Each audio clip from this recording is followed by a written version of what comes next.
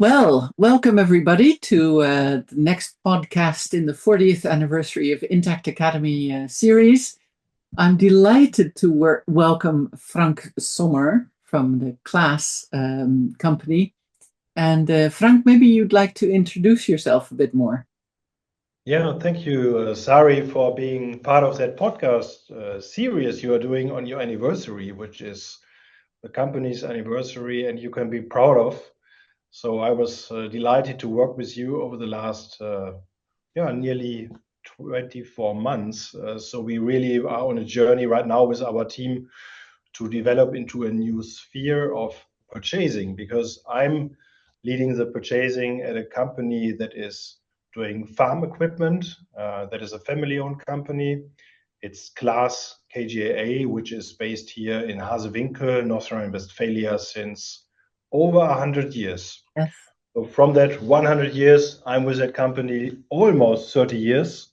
Okay. So I made it out of banking and came to be part of that journey of this company to become global. Here I'm heading the global purchasing functions, which I'm heading since 3 years right now. Before I was working as a CFO in a business unit, and I was related to the HR function, which is responsible about transformation in my former job.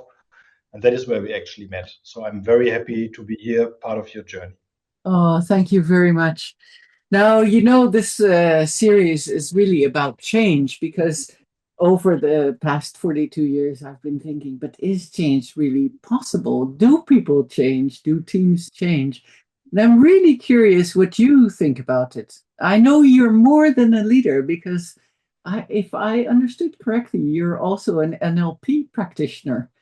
So you've, Yes, you're right. So I did finish my master degree last year in wow, NLP, and we had a lot discussions about transactional change and analysis. NLP change. And I think both directions really help in leading people to a new setting. And you asked the question, do I think it's possible? Yes, it is possible. Okay. So if you invest into people work and if you invest into relational work, change is possible. Hmm. Hmm. What do you think is necessary for people to change? Think what is very clear is what Kotta said in his sense of urgency way of working. So first of all, you need to make clear in an organization why the change is required. Mm. Everything starts with this. So we had a change where we said, okay, we want to go for a matrix organization. And there was a lot of hesitation in the past, but we really made aware the people that we need to come to a new setting to work globally. And that was the starting point, beginning with a sense of urgency, why really the change is required. Hmm. Hmm.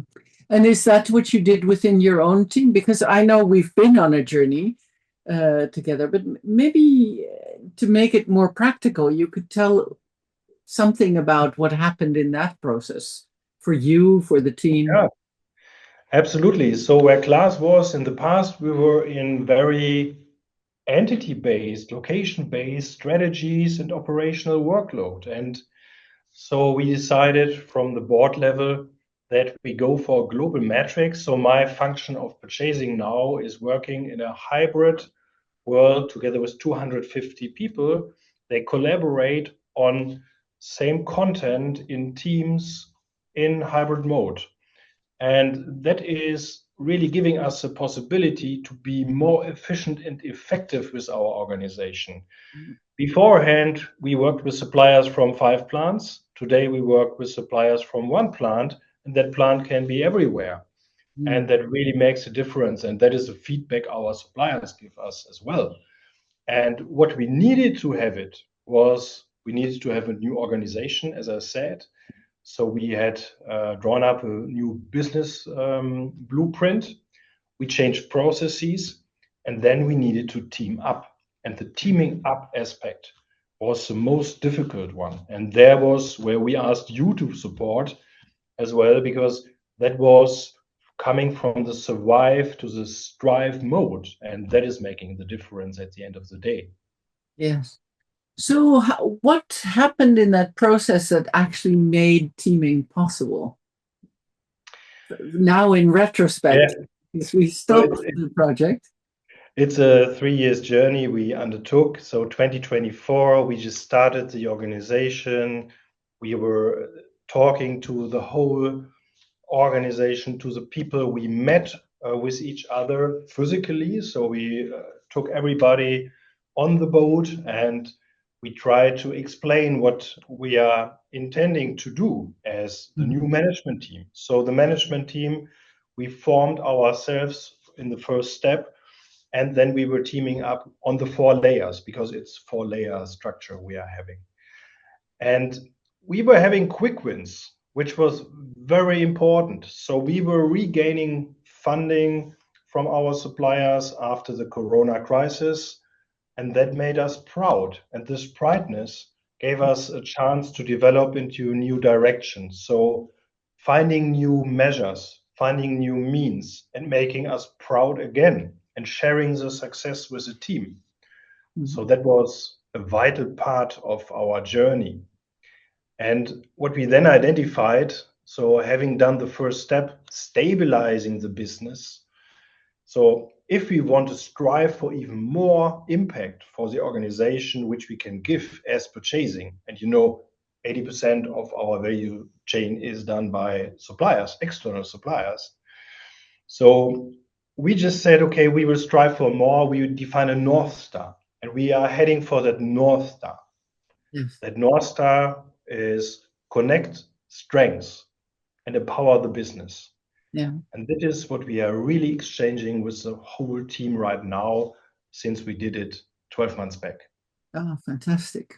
Oh, that's really good to hear. So, did you have really difficult moments in this change?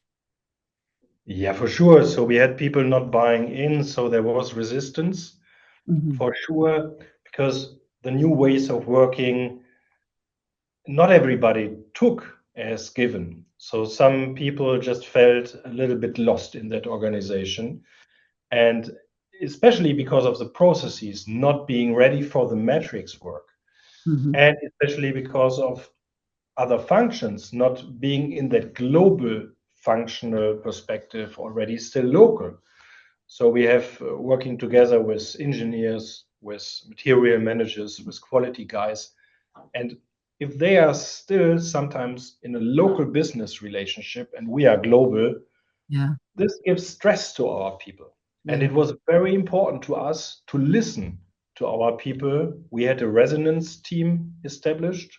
So we had people on different levels in purchasing asking our staff, where do we need to improve? And that resonance team was coming to our management team each month. And then we could adopt, then we could talk, and then we could really give a different spin to what the people took to stay resistant. That was one part of the difficulties in our change. Mhm. How did you change because in this process? I think a lot. I mean, I was in a CFO role in the past, so I was a lot doing internal stuff, and now I'm going out to the supply base, which I really definitely like, and I can streamline innovation towards the company. I can connect supply information to our engineers, and this is giving me really a different spin of my workload. I really love it. So Yeah, it's you're basically, smiling. and it's amazing to see what impact we can have with our supply base for the company and for this farmers we are serving. We are serving farmers.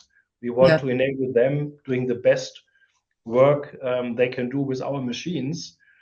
And here I have an important role with my team, and I'm really loving it. Yes, I can really see that. So, looking back 24 months, what are you most proud of? Most proud of, we became a real team. So the discussion on group versus team. Yeah. When you entered the stage, we were a group of people having an idea of a common vision. Now we have a North Star. We have clarity for ourselves. Where's the strengths of each and every member of that management team? Mhm. We did this PCM assessment on ourselves. We exchanged on it. And now we are able to talk about tough things Yeah. in a very normal way. Yeah. It's part of our growth. So we are all having a growth mindset in that team. And this is making the real difference. We are discussing in the management team things we can do together and not on our own anymore. Yeah. That is a real change.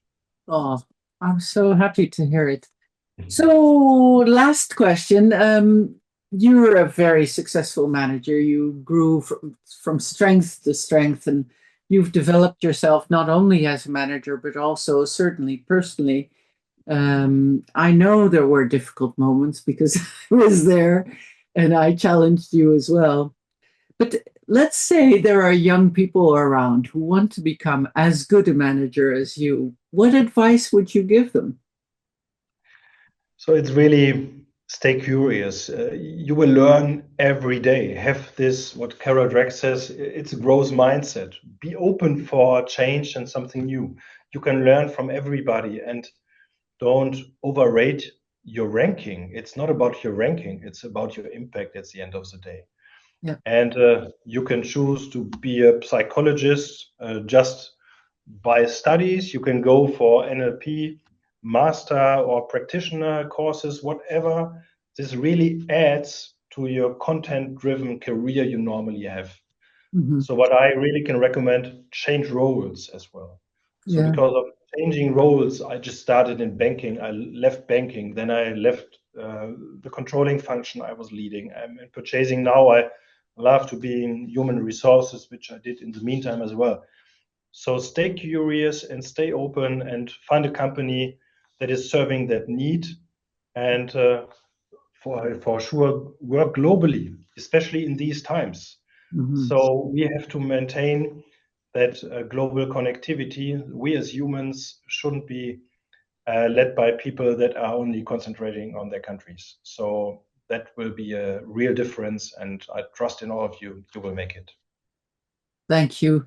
Thank you, Frank. And see you soon.